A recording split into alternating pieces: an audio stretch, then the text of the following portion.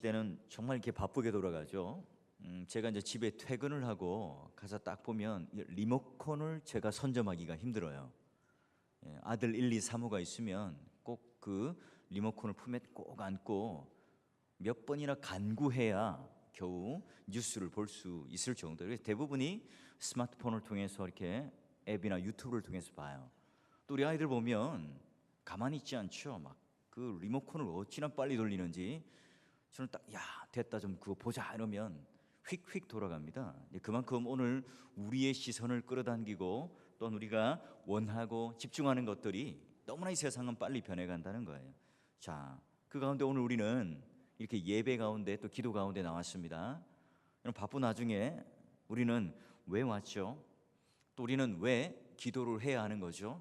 우리는 이 수많은 기도의 방법들 또는 수많은 기도의 결과들 참 중요하지만 과연 기도하는 사람이 누구인가? 기도하는 존재는 누구인가? 이게 사실 가장 중요해요. 그리고 기도 받으시는 대상이 누구인가? 그게 없다면 우리가 아무리 화려한 기술, 스킬 또는 우리가 생각하는 기도의 응답을 받았다고 하는 그 결과물들 다 있지만 하나님께로부터 온 것이 아니라면, 하나님이 허락하신 것이 아니라면 다 헛것이죠. 다 헛수고요, 헛노력한 거예요. 자, 여러분, 우리가 시편을 읽을 때 제가 제일 먼저 봐야 될 것이 뭐라고 그랬죠? 우리가 51편을 들어가기 전에 표제를 한번 보면 앞에 딱 보면 파란 글씨로 되어 있죠. 어떻게 되어 있습니까? 다윗의 시, 인도자를 따라 부르는 노래. 다윗이 밧세바와 동침한 후 선지자 나단이 그에게 왔을 때. 자, 이 시는 언제예요? 나단 선지자가 다윗이 동침이라는 표현을 써서 굉장히 완화되었는데요, 간음을 한 거죠. 자신의 부하의 아내를 빼앗습니다. 게다가 살인을 하게 되고 거짓말을 합니다. 나단이 와서 죄를 지적해요. 굉장히 아프게 채찍질하며 회초리를 맞습니다. 자, 이때 다윗은 버티지 않죠. 회개를 하고 그 은혜의 물꼬를 트는 역사가 일어납니다. 그 가운데 지었던 시가 51편이에요. 자, 오늘 우리가 읽었던 2절 16절 한번 볼까요? 첫 절 앞에 이렇게 되어 있습니다. 주께서는 뭘 기뻐하지 아니하세요? 제사를 기뻐하지 아니하시나니. 또 뒤에 보니까 주는 번제를 기뻐하지 아니하시나이다. 여러분 한번 물어볼까요? 하나님은 예배를 기뻐하지 않습니까? 하나님은 제사를 기뻐하지 않으세요? 아니죠. 하나님은 제사를 통해서 만나주세요. 구약시대에는 성전, 성막을 중심으로 제사장을 통해서, 제사를 통해서 하나님은 이스라엘 백성들을 만나 주셨어요.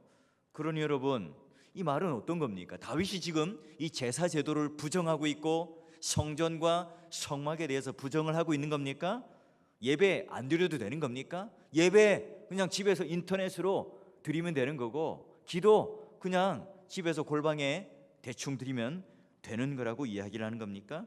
여러분, 이 말을 하고 있는 다윗의 상태가 어떤 상태였다고요?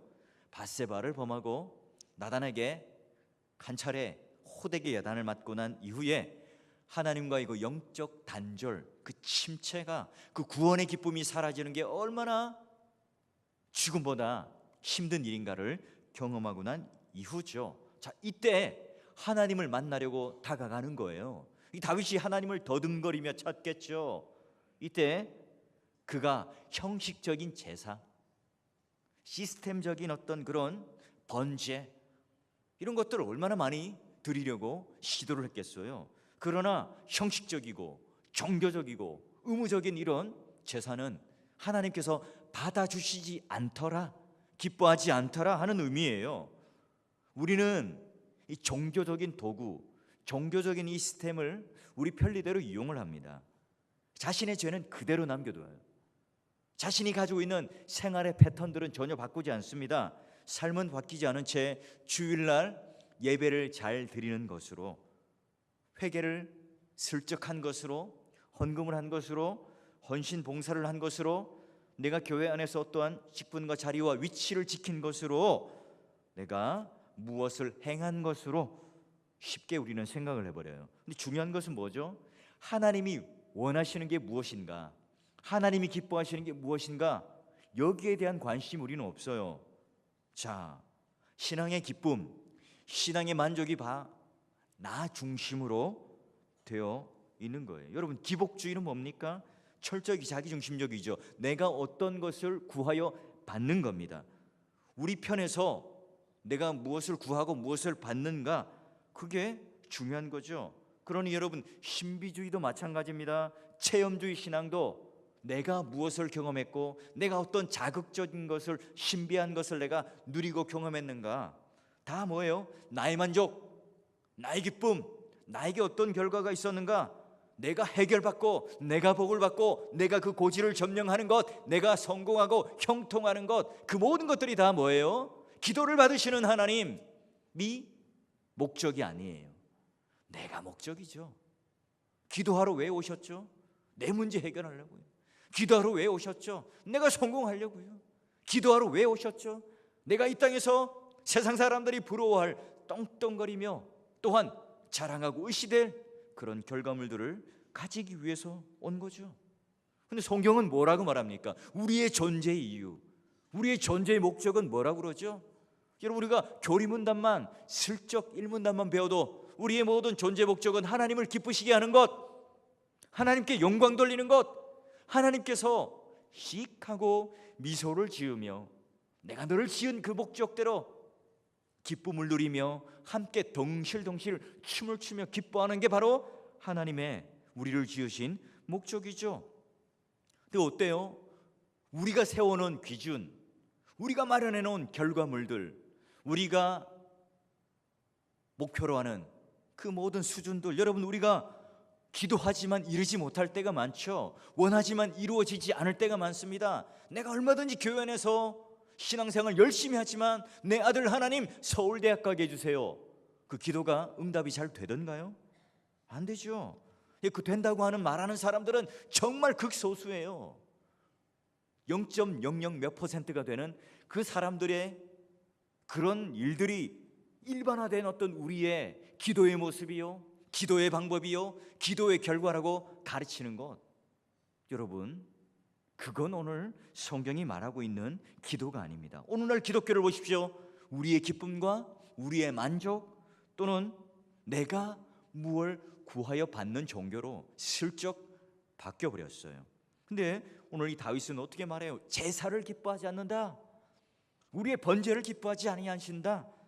여러분, 16절에 두 번이나 반복해서 이 다윗의 실존적인 그 깨달음, 삶 속에서 느꼈던 깨달음, 이 죄 가운데 분리되어서 내가 다시 한번 하나님을 찾고자 더듬거리면서 만나려고 그렇게 애썼지만 만나지 못하는 그 상태, 이 다윗은 지금 그런 의식, 형식의 초점에 매여 있지 않아요. 그의 초점은 지금 하나죠. 신앙의 중요한 관점, 우선순위가 뭡니까? 하나님이 진짜 기뻐하시는 게 뭘까? 하나님은 지금 무엇을 원하실까? 지금 여기에 다윗은 초점이 가 있어요. 왜죠? 철저하게 깨졌거든요. 철저하게 부서져 버렸거든요. 지금 다윗은 왕이 아닙니다. 다윗은 지금 잘나는 그런 신앙의 어떤 높은 수준에 가진 성도가 아니에요.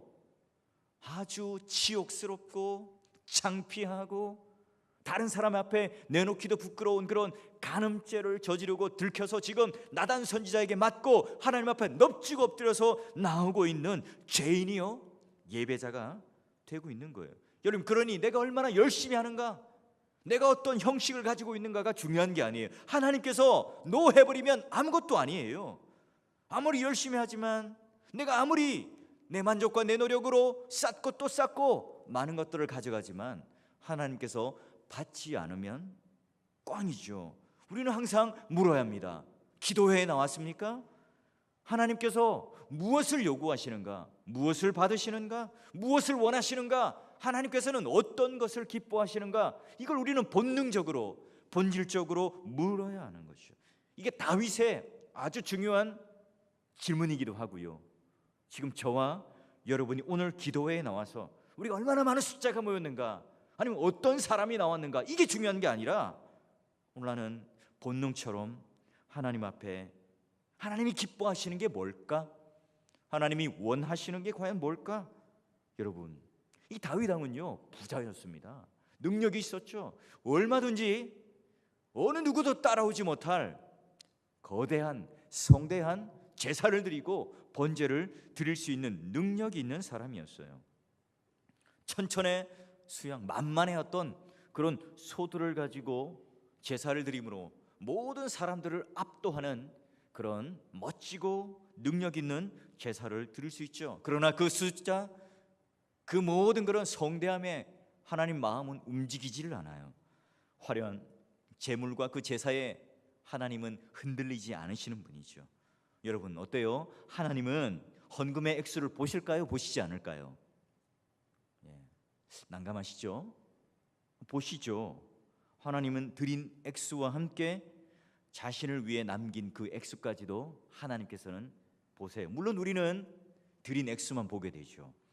하나님 그 액수 자체를 보는 게 아니라 바로 그 드린 사람의 마음과 함께 그 액수보다 돈의 출처 그리고 남은 돈의 액수가 어떻게 하나님 뜻과 마음에 맞게끔 쓰여지고 사용되어지는가를 보세요. 그래서 하나님께서는 정직한 헌금을 원하시는 거죠.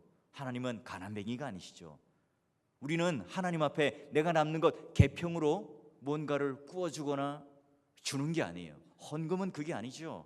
오늘 하나님 앞에 철저히 모든 것이 다 하나님의 것이지만 오늘 하나님께서 기뻐 받으시는 내 신앙 고백으로 모든 것이 다 하나님의 것입니다 라고 드리는 신앙의 고백인 거예요. 자, 하나님께서는 그러므로 오늘 우리의 마음 상태와 연결된 그런 헌금을 보세요. 여러분 아직 예수를 믿지 않는다면, 교회 처음 나왔다면 내가 뭐 100만 원을 헌금했더라도 그건 헌금이 아닌 거예요.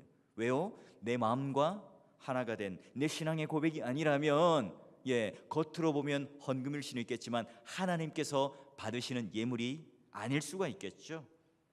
로마서 12장 1절 말씀에도 그러므로 형제들아 내가 하나님의 모든 자비하심으로 너희를 권하는데 하나님이 기뻐하시는 거룩한 산 제물로 드리라. 이게 바로 너희가 드릴 영적 예배니라. 무엇을요? 거룩한 산 제물로 나를 너희 몸을 드리라고 하는 거예요. 결국은 예배를 받으시는 게 딴 게 아닙니다. 형식적으로는 눈에 보이는 것은 우리가 드리는 예물이겠지만 뭐예요? 나 자신을 받으시는 거예요. 그래서 여러분 아벨과 가인도 뭡니까? 사람과 함께 그 모든 예물을 받으시는 겁니다. 우리가 매주 하나님 앞에 올려드리는 주일 예물들, 또는 내가 하나님 앞에 순간순간마다 찾아오는 신방을 하거나 또 여러 가지 감사의 일들이 생겼을 때 그 감사하는 헌금들, 그 모든 게 뭡니까? 담임 목사한테 하는 것도 아니고 사월교회가 불쌍해서 하는 것도 아니고 뭐예요? 하나님과의 나의 관계 속에서 내가 드리는 내 전적인 나의 신앙의 고백이요, 내 신앙에 대한 하나님에 대한 그 표현이라는 거예요. 여러분, 자 그러면 하나님께서 그러면 형식적인 것, 의무적인 것 또는 제도적인 것, 시스템적인 것이 아니라 다윗이 그럼 깨달았던 게 뭘까? 자 51장 17절 보세요. 하나님께서 구하시는 제사는 뭐라고요? 상한 심령이라. 하나님이여 상하고 통회하는 마음을 주께서 멸시하지 아니하신다. 다윗이 깨달은 바가 뭔가 하면 바로 하나님께서 구하시는 그 제사, 그 제물은 바로 나의 상한 심령, broken heart, 깨어진 심령을 하나님께서는 원하신다는 거예요. 다윗이 지금도 떳떳하게 나 왕이잖아요. 하나님 나 이 정도 신앙생활 한 거 잘 아시잖아요. 그런 떳떳한 모습으로 나아가지 않았어요. 자신의 그 상태, 비참한 그 죄의 상태, 그걸 인정하며 나아갔던 사람이죠. 그러니 지금 여전히 그는 통일 왕국의 멋진 왕좌에 앉아있는 사람이 아니라 하나님의 존전 앞에 넙죽 엎드려 있는 사람이에요. 더 이상 왕의 주의가 아니라 오늘 하나님 앞에 민낯, 자기의 영적인 그 민낯을 그대로 드러내고 인정합니다. 왜죠? 하나님과 그 죄의 관계를 회복하고 다시 설정하는데 그 왕관이 아무런 쓸데가 없는 거예요. 내가 입은 그 화려한 왕의 옷, 또 내가 가지고 있는 권력들, 내가 가지고 있는 수많은 재물들, 이걸 가지고 하나님께 다 바쳐도 그런 것들이, 그런 실력들이, 그런 자랑들이, 그런 스펙들이, 그런 내 배경에 있는 역사와 내 인생에 살아온 모든 것들을 다 하나님 앞에 내세우더라도 그게 다 쓸데없는 거예요. 여러분, 그냥 죄인이 아니라 그는 큰 죄인으로 하나님 앞에 서 있습니다. 어떤 존재예요? 상한 심령으로 완전히 부셔져서 깨어져서 긍휼이 필요한 존재로 하나님 앞에 지금 넙죽 엎드리고 있죠. 사랑하는 동역자 여러분, 우리는 얼마나 우리 스스로를 정직하게 보고 있는 거죠?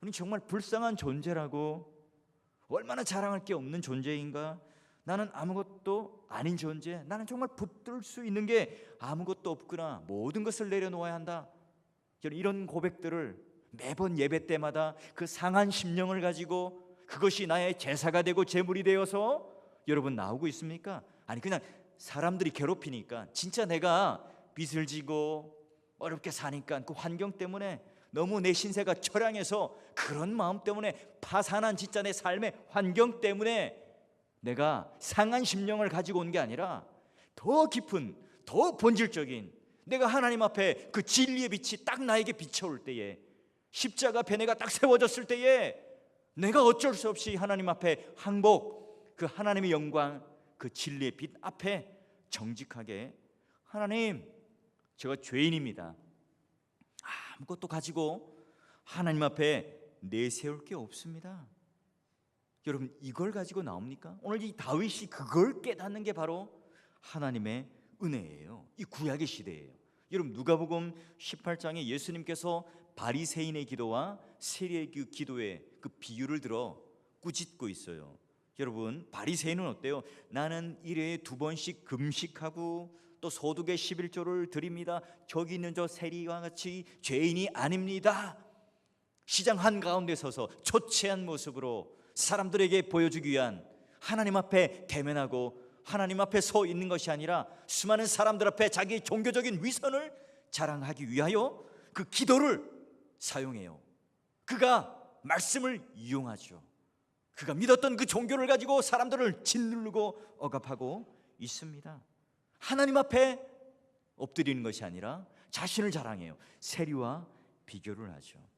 하나님이 이런 기도를 받으십니까? 아니죠. 하나님께서는 구토를 일으키신다는 역겨운 기도라고 꾸짖고 있습니다. 마치 화려한 밥상을 차렸지만 뚜껑을 열어보니 똥이에요. 또 뚜껑을 열어보니 오물입니다. 또 뚜껑을 열어보니 쓰레기예요. 그걸 잔뜩 차려놓고 하나님 드세요, 하나님 맛있게 드십시오, 하나님을 위하여 차린 밥상입니다. 하나님께서 얼마나 마음이 상하시며 또한 분을 내실까요? 열심히 하죠. 바리새인, 서기관들, 유대인들 참으로 열심히 해요. 그러나 그 열심 때문에 하나님이 전혀 필요치 않습니다. 내가 점점 수많은 건 종교적인 열심과 헌신 때문에 나는 아주 훌륭한 신자라는 생각 때문에 하나님 앞에 떳떳해요. 더 나아가 이제 하나님을 통제하죠. 종교화된 그 껍질이 더 두꺼워질수록 변질이 되어서 영적인 위기에 처해 있지만 자기를 진단하지 못해요. 그 상태가 뭐예요? 요한계시록의 라오디게아 교회, 여러분 잘 아시잖아요. 나는 부자다, 부족함이 없다, 이렇게 자화자찬하며 자랑했어요. 그러나 주님이 보시기에는 실상은 반대였죠. 나는 부자다, 잘 섬긴다, 하지만 주님 보시기엔 너무나 가난한 상태, 가련한 상태라는 겁니다. 그래요. 어떻게 자신의 모습을 깨달을 수 있다고 말씀하십니까? 가서 안약을 사서 발라라. 그리고 너 자신의 모습을 봐라. 네가 얼마나 가난하고 곤고하고 가련한 상태인지를 한번, 네가 얼마나 눈이 멀어서 벌거벗었는지를 모르는가를 한번 잘 보라. 자기 배는 가득했죠. 왜냐하면 종교적인 열심과 자랑으로 가면을 딱 쓰고서 내가 누구인지를 몰라요. 예수님의 처방, 야, 안약을 사서 실상을 봐라, 너의 진짜 모습을 봐라 하는 거죠. 여러분, 이때 세리의 기도를 비유로 들어서 말씀을 하세요. 세리는 멀리 떨어져서 하나님을 제대로 보지도 못합니다. 자기가 죄인인 걸 너무나 잘 알고 또 너무나 하나님 앞에 떳떳하지 못한 존재임을 알기 때문에 그는 당당하게 서 있지 못해요. 그래서 여러분 누가복음 18장 13절에 이렇게 되어 있어요. 세리는 멀리 서서 감히 눈을 들어 하늘을 쳐다보지도 못하고 다만 가슴을 치며 이르되 하나님이여 불쌍히 여기소서 나는 죄인이로소이다. 여러분 이게 지금 이 세리의 기도가 바로 다윗이 말하는 상한 심령, broken heart, 깨어진 심령이라는 거예요. 여러분 이런 우리의 실상을 제대로 볼 수 있어야 안약을 통해서 오늘 우리의 영적 안목이 열려서 내 존재가 누구이고 우리의 실상이 어떤 존재인지를 알아야 어떻게 해요? 참된 예배자가 될 수 있고, 그리고 주님이 받으시는, 주님이 기뻐하시는, 하나님이 원하시는 예배자와 제사를 드릴 수 있다는 거예요. 우리의 착각은 뭡니까? 하나님 앞에 자꾸 멋진 모습으로, 완벽한 모습으로, 누구보다도 훌륭한 스펙을 장착해서 나가고 싶어요. 그러면 여러분 교회 안에서도 그런 모습들이 오늘 우리 안에 자랑이 되고 실력이 되고 경쟁이 되고 있지는 않습니까? 그러나 여러분 오늘 다윗을 비롯해서 하나님 앞에 우리는 누구든지 다 떳떳하게 설 수 있는 존재가 아닙니다. 우리의 신앙이 더 깊어져요? 우리가 말씀을 더 깨달았습니까? 우리가 진리의 빛 앞에 더 많이 노출되었습니까? 우리가 점점 더 교회 안에서 헌신하는 직분자의 위치로 올라섰습니까? 그럴수록 우리는 뭐요? 더 우리는 하나님 은혜를 간구해야 되는 존재고, 하나님의 자비하심과 긍휼하심이 필요한 연약한 존재임을 깨닫고 더 앞자리로, 더 하나님 앞에 무릎 꿇는 존재로 나오는 게 제대로 된 신앙의 오늘 우리의 모습이자 신앙과 우리 삶이 비례하는 모습이에요. 그럼 바울이 그랬잖아요. 선줄로 안다면 조심하라. 넘어질까 조심하라. 내가 뭔가 된 것처럼 착각하지 말라는 거죠. 나 정도만 돼, 나 정도 이상만 해줘. 여러분 오늘 그걸 통해서 내 스스로가 교만, 내 스스로가 만들어놓은 이 기준에 넘어서서 나는 괜찮아, 이게 정말 위험한 거죠. 예수를 오래 믿다 보면, 내가 이런 강단에 서는 자리가 익숙해지면, 내가 남 앞에 나와서 기도하는 것도 이제는 떨리지도 않고 청산유수로 또는 미사역으로 잘 내가 기도를 할 수 있다면, 여러분 그런 가난한 심령이 사라지기 시작한다면 신앙의 연조가 높아질수록 우리는 조심해야 합니다. 내가 꽉 차서 배가 불러요. 하나님이 계시지 않아도, 하나님 도와주시지 않아도 이런 형식적인 이런 일들은 내가 다 처리할 수 있습니다. 예배 나오지 않아도, 기도 나오지 않아도, 간절함도 없고 배고픔도 없어요. 굶주림과 이 목마름의 상태가 아닙니다. 하나님을 갈망하지 않죠. 하나님께서 오늘 이런 가증스럽게 여기는 것, 하나님을 찾지 못하는 무감각한 상태가 바로 뭐예요? 교만이라 꼬집어요. 무감각하니까 고개를 드는 겁니다. 그 영광을 본다면 감히 고개를 들 수 없죠. 여러분 뭔가 자꾸 자기 것으로 포장하고 영적인 허영으로 나는 괜찮은 사람인 것처럼 내 실수, 내 죄악 이런 걸 자꾸 포장하면요, 오늘 우리는 상한 심령으로, 깨어진 심령으로 하나님 앞에 절대로 나갈 수 없어요. 하나님 아니면 내가 아무것도 할 수 없습니다. 내가 20년, 30년 예수를 믿어도 우리는 주님의 은혜로만, 상한 심령으로만 나아갈 수 있는 자로, 가난한 자로 설 수 있습니다. 여러분 이 고백을 늘 우리는 내 입술에 살아있는 정직한 고백이 될 때에 하나님과 친밀한 이 관계, 하나님과 참된 제사 안으로, 예배 안으로 들어갈 수 있다는 거죠. 많은 사람들이 그런데요, 나는 아무것도 없습니다, 내가 자랑할 게 없습니다 라고 우리는 입술로 말하지만 오늘 우리가 하나님 앞에 그런 심령이 깨어진 상태로 나가지 못해요. 그래서 예수님께서 오늘 산상수훈 안에 제일 첫 번째로 말씀하시는 복, 설교가 뭡니까? 심령이 가난한 자가 복이 있도다. 그 청중이 누군데요? 제자이기도 하지만 그 주위에 둘러쌌던 유대인들, 바리새인들, 서기관들 아닙니까? 그럼 심령이 가난한 자가 뭐예요? 사도행전에 성전 미문 앞에 나면서부터 장애인이었던 그 자가 먼지가 풀풀 날리는 그 큰 길가 안에서 평생을 앉아서 굽신거리며 한 푼 주세요, 누군가 동전을 던지면 감사하고 그렇지 않으면 오늘 저녁 굶어야 하는 그 영적 빈곤의 상태, 성전 앞에 있지만, 화려한 미문 앞에 있지만 우리의 영혼이 벌거벗은 그 빈곤의 상태가 바로 유대인들의 상태였고, 그 당시 때 하나님을 믿는다 하였지만, 하나님 이름을 불렀지만 실제의 영적인 상태의 모습 아닙니까? 여러분, 하나님 은혜를 입으려면 이런 절망의 상태 밑바닥에서 은혜를 구하는 그런 정직한 마음으로, 하나님 우리는 은혜로만 살 수 있습니다 라고 하는 그 은혜의 줄에 대롱대롱 매달려 있을 때 우리는 살 수가 있어요. 이건요, 설교자나 말씀을 많이 다루는 자나 목회자나 중직자나 오랫동안 예수를 믿은 자나 또는 내가 처음 예수를 믿는 자나 할 것 없습니다. 주 예수 그리스도요, 이 죄인을 불쌍히 여겨주시고 하나님 긍휼을 베풀어 주시옵소서. 여러분, 이 거지 같은 마음, 굽신거리는 마음, 긍휼 가운데 오늘도 이 죄인을 불쌍히 여겨주십시오. 그래서 주 나를 박대하시면 나 어디 가릴까? 여러분, 이 찬양의 고백이 그냥 입술로만 터쳐지는 것이 아니라 정말 진짜 내 삶이 하나님 아니면 안 된다는 그 절박한 심령 가운데 나오는 거죠. 여러분, 하나님이 받으시는 것은 우리의 통회하는 그 마음, 깨어진 그 마음, 우리의 눈물을 받으시는 게 아니라 회개를 받으시고요, 우리의 후회를 받으시는 것이 아니라 참된 회개를 받으세요. 아주 엄격하게 재물도 심사하시죠.